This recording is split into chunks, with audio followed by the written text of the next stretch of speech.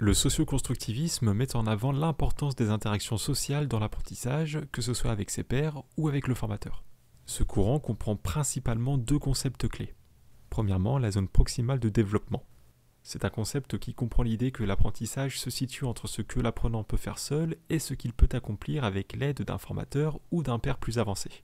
C'est pour cela que l'on utilise le terme de zone, car il s'agit d'un entre-deux.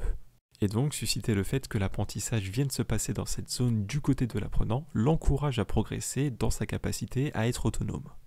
Le conflit socio-cognitif sera ici le second concept clé de ce courant. On entend par conflit socio-cognitif l'interaction avec des points de vue divergents, ceci venant stimuler la réflexion et permettant de dépasser ses propres conceptions initiales. En effet, en confrontant leurs idées, les apprenants ajustent et enrichissent leurs connaissances.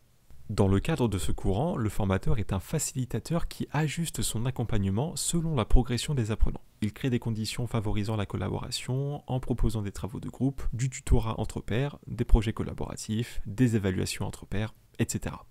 Pour ce qui est des avantages et limites du socioconstructivisme, il présente comme avantage le fait de venir encourager la coopération et la co-construction des savoirs, le fait de venir favoriser une compréhension plus approfondie grâce aux échanges et aux confrontations d'idées, et troisièmement, le fait de venir permettre un apprentissage contextualisé en lien avec des situations réelles.